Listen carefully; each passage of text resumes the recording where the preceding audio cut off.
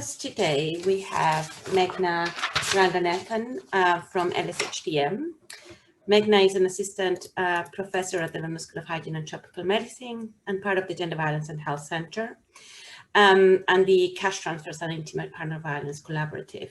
She has conducted both quantitative and qualitative research exploring the linkages between economic strengthening interventions and sexual and reproductive health, with a focus on gender and adolescent health in low and middle income countries. And Meghna will be presenting today on peer acceptance, belonging and self-actualization among young women from a participatory qualitative inquiry approach. Meghna, please. Great. Hello, everyone, and thank you for listening. Can you all hear me? I presume yes. So thank you. Great. Thank you, Anna Maria and LINEA, for the opportunity to present my research. So for this panel, I've been asked to present a specific part of my PhD research work that I conducted actually quite a long while ago now in rural South Africa in Mpumalanga province. And it was a qualitative study to better understand the motivations and decision-making that underlies young women's engagement in transactional sex. And just before I start, I'd just like to say it was done in collaboration with partners at the University of North Carolina, Chapel Hill, the University of Witwatersrand, and the DFID-funded Structural Drivers for HIV, or the STRIVE Consortium. Next slide, please. Yeah, I'd just like to start by summarizing what we mean by transactional sex, and I'm sure most of you are already aware of this, so I'm going to go quite quickly. But essentially, the concept emerged in the late 20th century, sort of in the context of anthropological research from sub-Saharan Africa, and it became relevant to HIV prevention efforts as studies showed that HIV prevalence was higher among commercial sex workers than others. And then there was a concern that developed around some of the more informal forms of sex for material exchange. And so there are a number of definitions that have been used for transactional sex and these informal forms of sex. But for this research, the definition used is it's non-commercial, non-marital sexual relationships motivated by an implicit assumption that sex will be exchanged for material benefit or status. And it's been documented quite extensively in a range of settings in sub-Saharan Africa, particularly East and Southern Africa. And there's now rigorous evidence to show that's associated with an increase in HIV incidence. And the literature suggests that there are multiple motivations that drive engagement, and these are not really mutually exclusive. And in fact, Kirsten Stobenow and colleagues argue that there are these three interrelated paradigms of transactional sex, as can be seen in the diagram on the right. So sex for basic needs, sex for improved social status, and sex and material expressions of love. In the interest of time, I'm not going to delve deeper into these, but if you haven't read their paper in Social Science and Medicine from 2017, I would highly recommend it. Next slide, please. So before I outline the theories that I draw on to situate my research, I just want to quote the psychologist Erik Erikson, who describes adolescence as a phase in the life cycle when young people are sometimes morbidly, often curiously preoccupied with what they appear to be in the eyes of others as compared to what they feel they are. And I think this is important to bear in mind, that we consider notions of peer group conformity, which is essentially a behavioral disposition related to an individual's willingness to follow their peers. So in order to gain social approval, they need to be influenced by their peers, and they identify with certain group norms, which in turn influence their sense of identity. And sort of this other notion is a sense of belonging, which is usually thought of as an individual's perception of his or her acceptance within a social group. And researchers have sort of since found that a sense of belonging affects their adolescents' mental health, their self-esteem, and their perceptions of others. And many of you might also be familiar with Maslow's hierarchy of needs framework, which basically consists of a 5-stage pyramid with the basic needs at the bottom, followed by safety and security needs, then belongingness and love needs, and then esteem needs, and then finally the idea of self-actualization, which is at the highest level. And in that framework, the need for belonging is important and is only really preceded by basic and safety needs. So bearing this in mind, I just want to describe the study context. Next slide, please. So this qualitative study was embedded in the HPTN 068, the Swakoteka. It's a cash transfer trial, which was in rural South Africa. It was an individually randomized control trial to determine whether the provision of cash conditional school attendance, reduced HIV incidence amongst young women. And it was in the Agent Cohort Health and Demographic Surveillance site, which was used as a sampling platform. And the eligibility criteria for girls, for young women to be enrolled in the study was she had to be within 13 to 20 years of age. She had to be enrolled in grades 8, 9, 10, or 11 at one of the schools in the surveillance sites. The parent or the guardian who she lives with has to consent to study procedures, and she has to have a bank account or a post office account. So my qualitative study was embedded in this, and it consisted of 5 focus group discussions with 30 girls and about 30 in-depth interviews. But for today's presentation, I'm just going to present results from a participatory exercise that were conducted as part of focus groups. Next slide, please. So the objective of the participatory component was to explore young women's conceptualizations of their needs and wants with a view to understanding their decision-making around engaging in transactional sex. So in the first exercise, young women listed items freely onto a whiteboard on items that they would spend or would like to spend their money on. And then once the list was created, each young woman categorized the items into a need or a want by fixing a sort of a red sticker next to the need, next to what they consider a need, or a blue, which is a want sticker next to the items that they consider a want. And the second exercise was to sort of gather by order of preference the importance of the item, how they felt when they received the items. And then the third exercise was a table that they were asked to complete for who were the source of the item. So whether it was a parent or a boyfriend or a friend or anybody else. Next slide, please. So I just want to first show you the results of the categorization of the needs and wants. And actually, before I do that, I just want to say the needs were considered as items that one cannot survive without. So food, clothing, etc. And wants were items that one desires and can usually survive without. And this was how it was defined to them. And based on the value and the utility of the items, I grouped the items and created sort of 4 categories, which were items for personal enhancement, such as expensive perfumes or cosmetics or jewelry. And they listed all of this. Practical items, which were for daily existence, such as clothes, ordinary cell phone, food, and shoes. And then there were expensive items, such as branded clothes, fancy shoes, and then entertainment items, such as alcohol or movie tickets, or certain types of fast foods like cold drinks or chips. And from the exercise and the results, you can see that on the right-hand side of the slide, all practical items were a need. Some personal enhancement items, such as perfumes or hair extensions, were also a need. And some expensive items, such as expensive clothes and shoes, were also considered a need. And in the wants section, there were mostly personal enhancement items, all of the entertainment items, and some expensive items, such as fancy phones or fancy food. Next slide, please. So when they were probed further on their reasons for categorizing these items as needs or wants, what emerged was that many of the needs went beyond sort of basic survival to a need to conform or to boost status, as depicted by this quote. That perfume is attractive to me because when I smell it from someone smelling good, then I tell myself that it's an expensive perfume. So that's why it becomes attractive to me. Or food and nice uniforms were sort of practical items, but they appear to be necessary to avoid being teased and feeling humiliated than as actual barriers to school attendance, as can be seen in this quote. So what happens if you do not have one of the items that you need?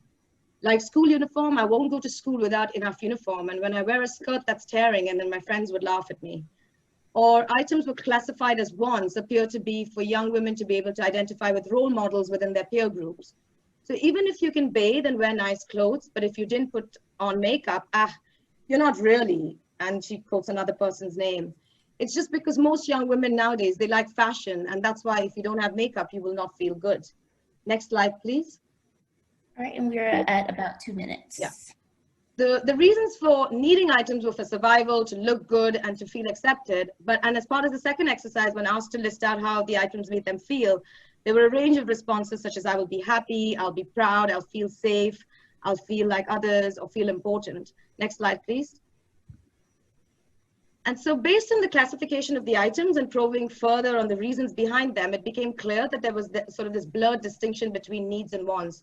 So for example, ordinary shoes and clothes were a need, as were expensive shoes and clothes.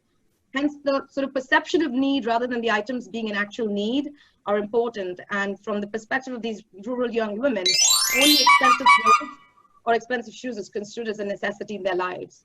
As can be seen by this quote, where it was quite clear that my need is not really somebody else's need. And so in the interest of time, I'm going to actually skip the next slide and just go to the takeaway slide. So if you just skip the next one, go to the last one. Yes, so just to say that, I mean, my overall takeaway message from these participatory exercise was, if I was to go back to Maslow's hierarchy of needs, that young women's notions of survival, they extend beyond biological and physiological needs. And in a way, the hierarchical approach does not apply, because the need for belongingness within their peer group, as well as to fulfill their status and esteem needs, are perceived to be essential to their survival.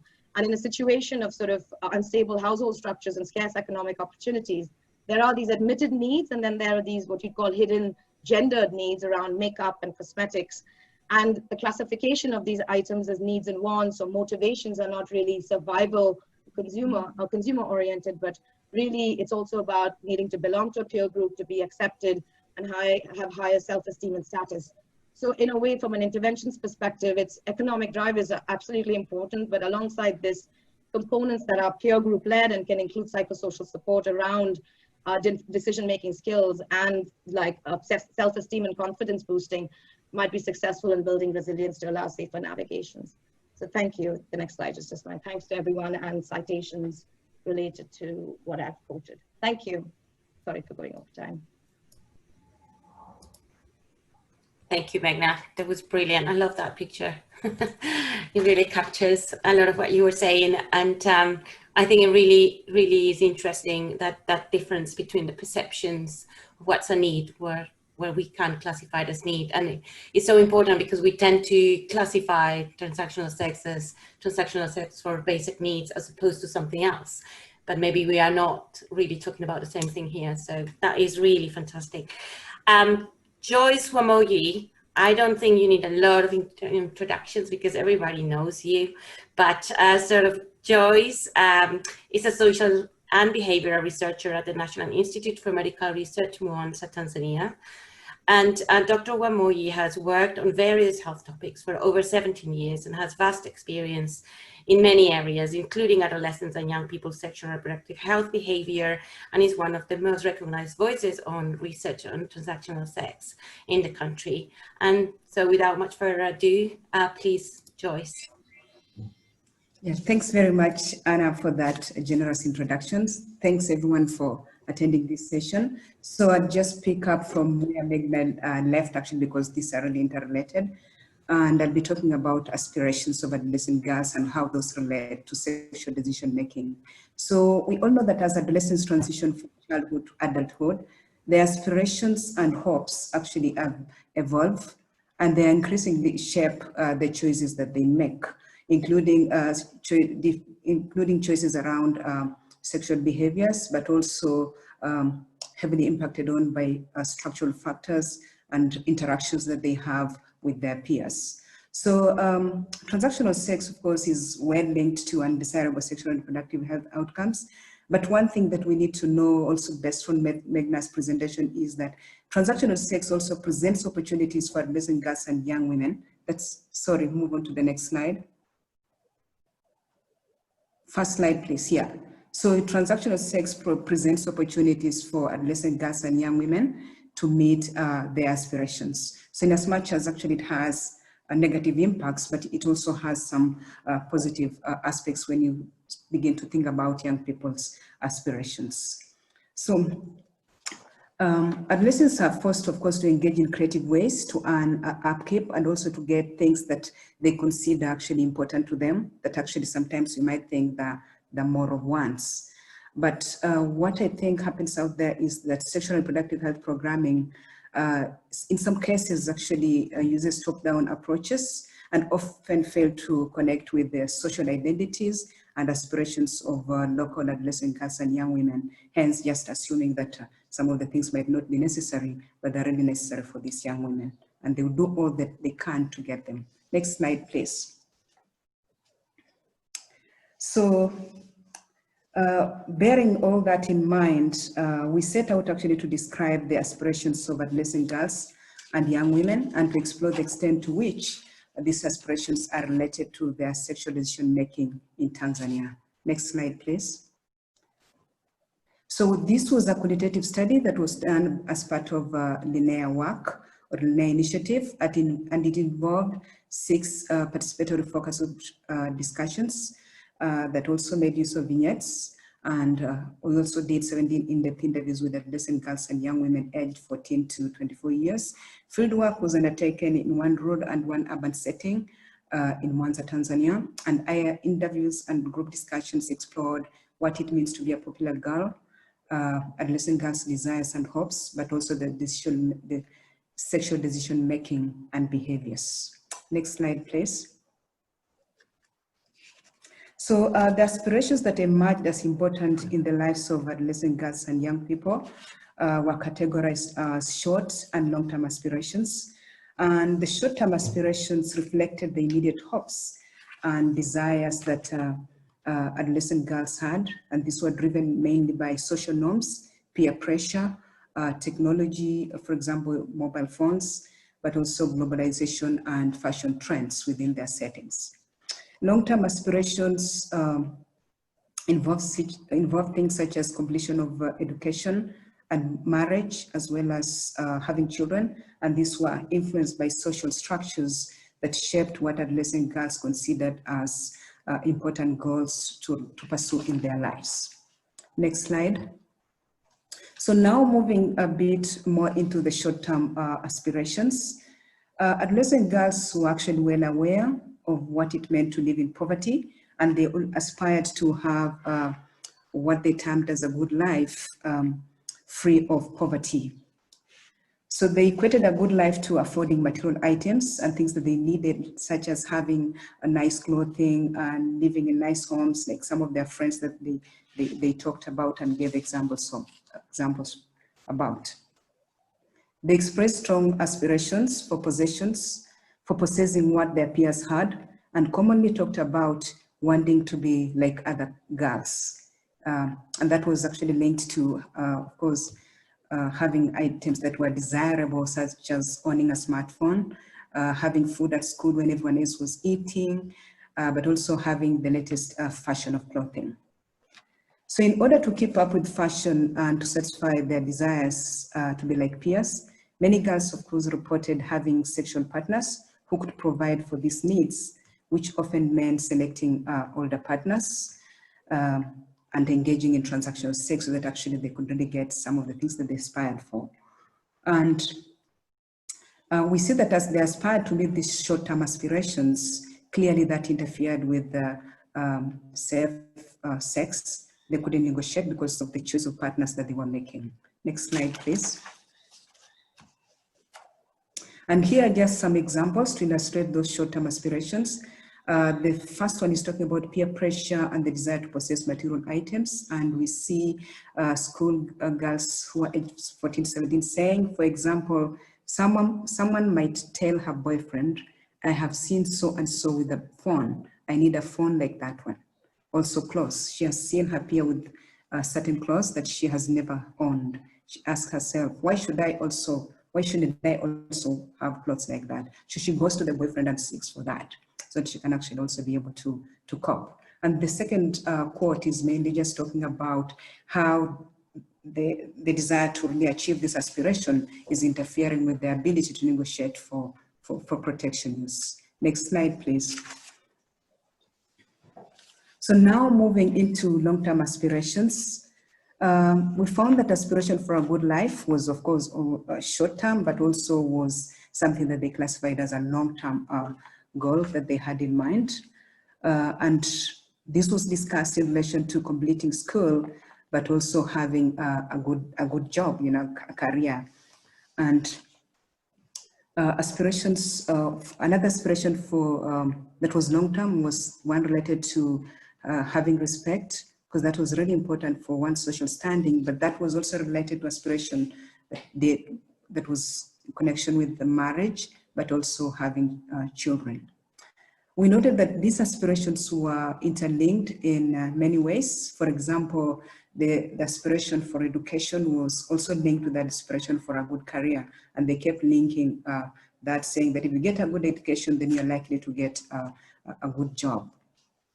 Marriage and having children was actually a very important aspiration that was actually linked to community social standing with regards to respect, because it was only through respectability that actually these girls were marriageable.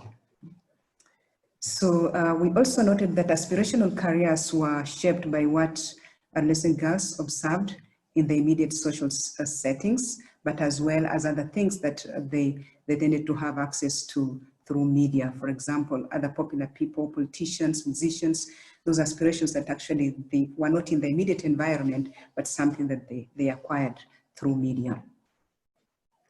And we also found that some long-term aspirations seemed more important than others. For example, the aspiration for marriage was sometimes more important than aspiration for education. Again, next slide, please.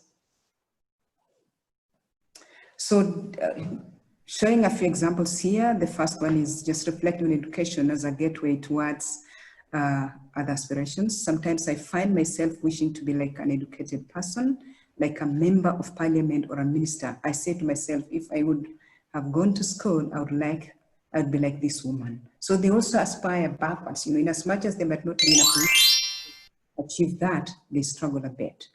Next slide, please. So poverty clearly emerged as a limiting factor to achieving one's aspirations, and adolescent girls sought partners whom would actually help them meet these aspirations. And different partners were for different purposes. We found that younger partners were actually for meeting more of long-term aspirations related to marriage and having children, while older partners were actually very important for short-term aspirations. Next slide, please. And those are actually just examples illustrating the limited capabilities that these adolescents had in meeting aspirations. So I'd move to the next one because of time. Yeah, now just actually reflecting on those long-term and short-term aspirations, we can say that aspirations, or we all know that aspirations are relational, they're dynamic, and they're often connected to others held by individuals, but also significant others such as peers. Having a good education, of course, was key for these young people, but dressing well and being attractive to potential sexual partners was actually equally valued by peers immediately, but also it was something that was easily achievable among these young people. Aspirations are also largely shaped by peers, role models, and social cycles. So short-term aspirations for nice clothing were valued among peers and was easily achieved through transactional sex, while long-term aspirations were a bit complicated and they depended on other people to achieve them. For example, paying school fees was not an aspiration that a adolescent girl would just decide on. It also depended on a parental or guardian aspiration for them. Aspirations were sometimes in conflict with each other. For example, being attractive among peers was, of course, problematic for another aspiration of being respectable and really increasing one's chances for marriage, which was a really salient aspiration for these adolescent girls and young women. A final slide, please. So we conclude that aspirations for adolescent girls and young women determine their sexual decision making.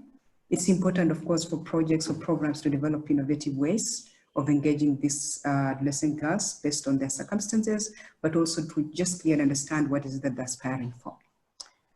We think also interventions need to have a strong local focus, appropriately tailored for adolescent girls and young women in line with their views of the future. What future are we talking about when we are programming for them? The future might actually just be so immediate, and we really need to be aware of that before we help them think about the long term. Failure to recognize, of course, these aspirations may lead to failure and opportunities offered by these really good interventions that are out there trying to help adolescent girls. So finally, we think it's important to find common ground between long and short-term aspirations and find a way of working to iron out the conflicts that seem to really exist within these aspirations if we have to help adolescent girls meet their future goals. Finally, thanks everyone. Final slide, I would like to thank LINEA Initiative, Oak Foundation for funding this piece of research, the research assistants, but also the participants who gave us this data. Thanks everyone for listening.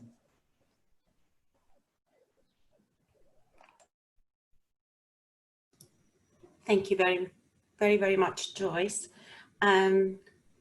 This presentation really, I think, connects so well with Meghna's presentation on the need to have enough formative research and grounded knowledge of local realities and understandings of what's status, how important peer pressure is for adolescent girls, and then connect that to what we know about effective ways of intervening for transactional sex and combining, for instance, more structural interventions that allowed girls to attend schools, for instance, but also working at the same time on this issue of short versus long-term aspirations. Thank you very much for that. So we are going to go to our last panelist, Holly Shakya, Associate Professor in Global Public Health, University of California, San Diego. Holly is her primary research interests are the social determinants of health, with a focus on the intersections of social networks and social norms theory in the context of behavioral change interventions, both locally and globally. And Holly will be presenting today on reference groups and social network data from either Niger or Honduras on fertility and family. And I think that's a problem in the agenda, so you will tell us the proper title now, Holly.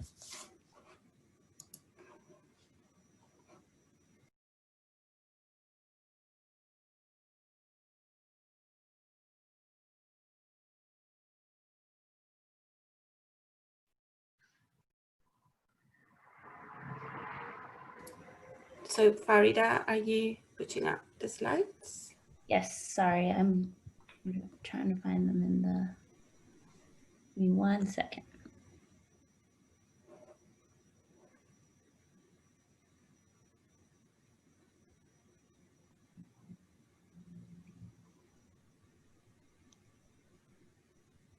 So in the interest of time, we can do two things. Holly, you could try and share.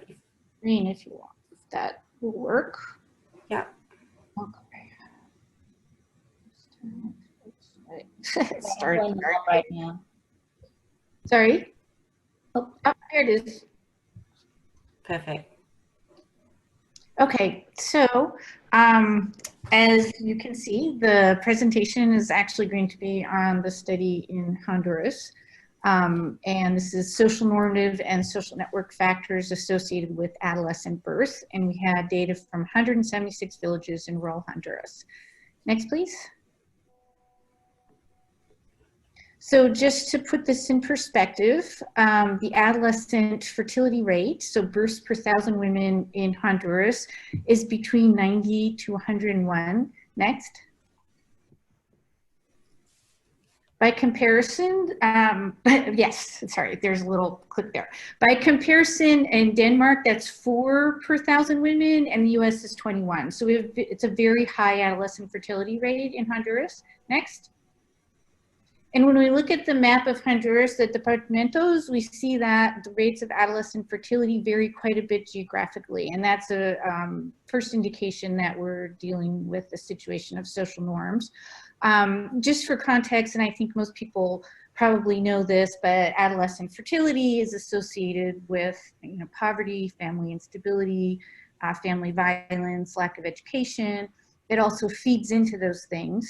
And there's many negative health consequences as well, including poor outcomes for children, poor maternal nutrition, et cetera, et cetera. Next. So when we're thinking about adolescent motherhood, we can think of it in terms of situations where we have high normative and social control, like India, Pakistan, Niger, Ethiopia. Next. Or low normative and social control, and examples would be in Latin America and Cameroon, the United States. Next. And we're sort of thinking about a sort of a nexus of norms and family and community factors. So in situations of strong social control, we think about contexts where families push child marriage and as a result, adolescent fertility in order to protect family honor, to comply with norms around ideal female outcomes, such as women should be married, women should be dutiful, women should be submissive, women should be pure. Next.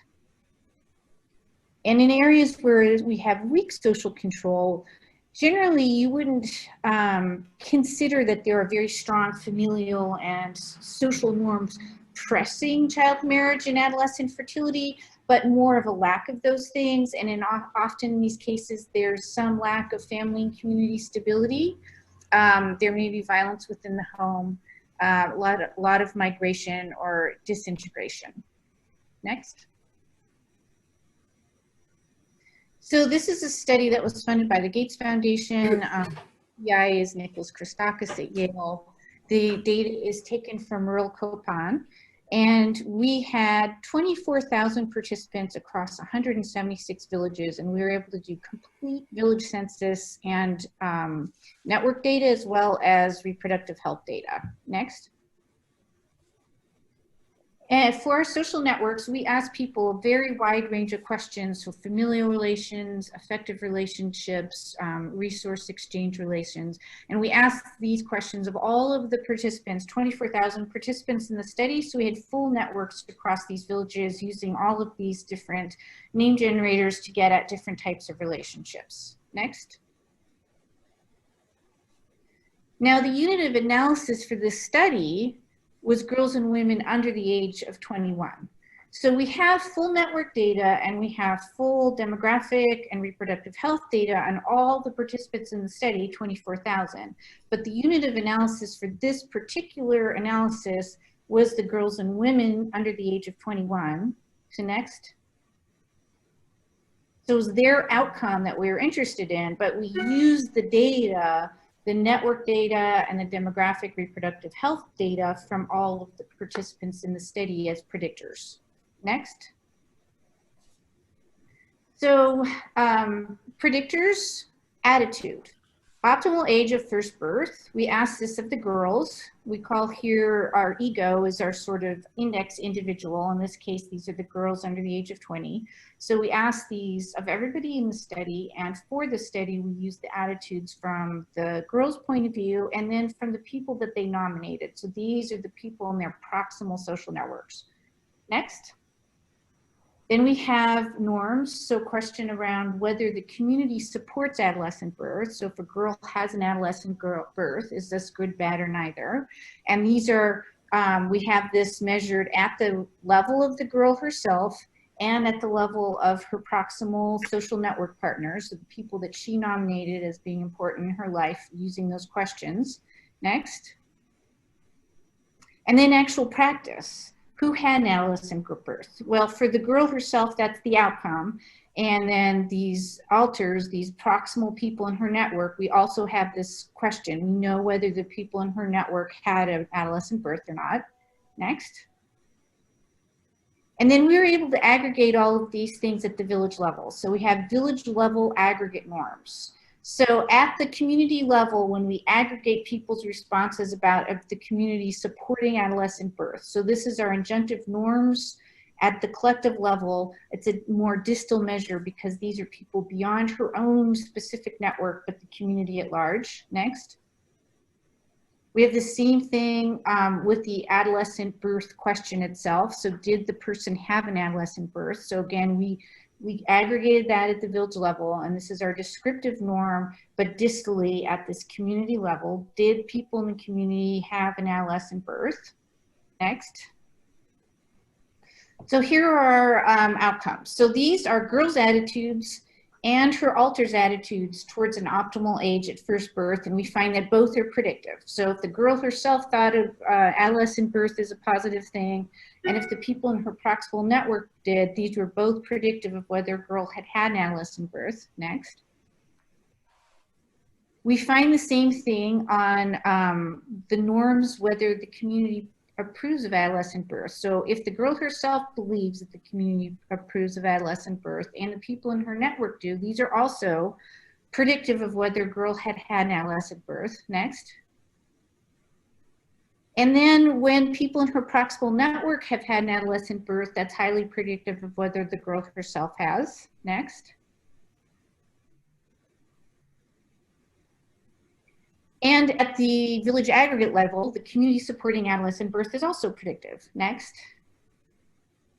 However, once we control for that community aggregate, so once we put this into the model that at the community aggregate level, the community supports adolescent birth, this proximal level of people in her social network, their norms lose significance. Next. Now we see that the village level aggregate, women who have had an adolescent birth, is strongly predictive of a girl's adolescent birth. So people in her village have had adolescent births, this is predictive. Next. And once we control for this, the alter level, the proximal social network level, is still predictive. So it is predictive for a girl's adolescent birth when people in her proximal network have had an adolescent birth and when there's high levels of adolescent birth at the community. These are both predictive. Next. So, and this association between these adolescent births at the proximal network level and a girl's is strong across a wide range of relationships. So remember, we had all of those different questions that we asked. Through that, we can parse out the different sorts of relationships based on what the answers to those questions were. Next. So for instance, oh, skip that one, please. Okay. So this just is going to show us a little breakdown of who these people are. So percent of the girls' alters, so these are the people they nominated in their networks that are male. Obviously their partners are male and their fathers are male. And you see across these different, these other different name generators that they tend not to be male. Girls are mostly nominating other women as people who are important in their networks. Next. We have 2 minutes left. Okay. This gives us the mean age of the people. So we see that, for instance, girls are getting health advice from people who are somewhat older than themselves. They're nominating as a provider people who are quite a bit older than themselves. They're borrowing money from older people, but they're giving health advice to people who are somewhat similar in age to themselves. Their close friends are a bit older, but not by much. Partners are a little bit older than them. They're lending money to people who are somewhat older than them. Next. This is the proportion of these alters who've had an adolescent birth. So look at this, we see that mothers in this, of these girls, a very, very high proportion of them have had an adolescent birth. The people that they're getting health advice from have had, many of them have had at over 50%.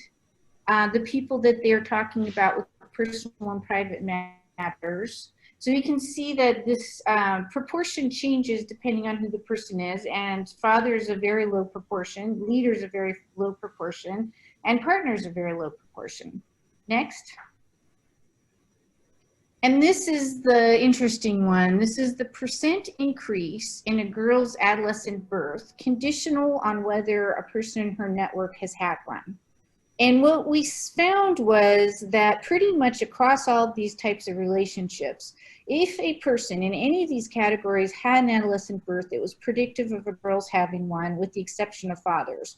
But there were very strong associations in certain areas, like if a close friend had, if someone she gives health advice to had, if her partner had, which makes sense because the partners are usually older than the girls.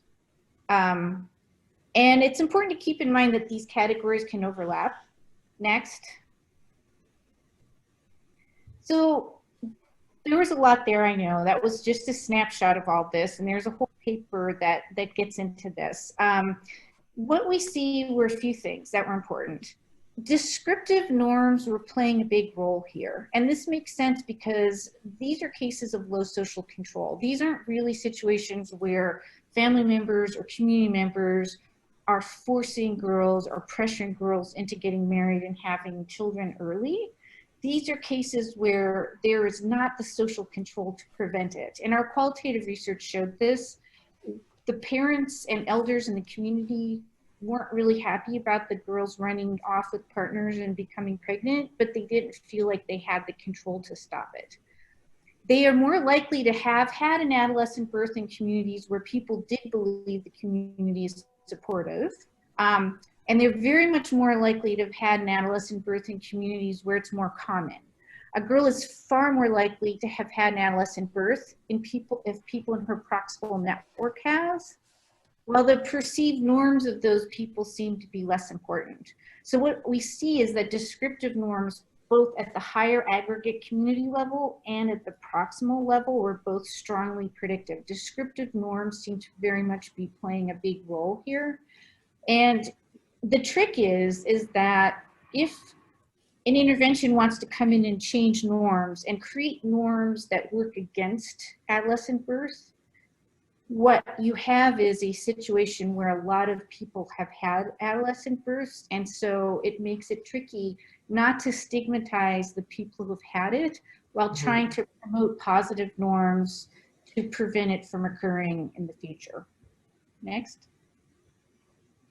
And that's a thank you to funders and a thank you to everyone here. And I realize that was a lot, but I can share the paper if people would like a copy of it.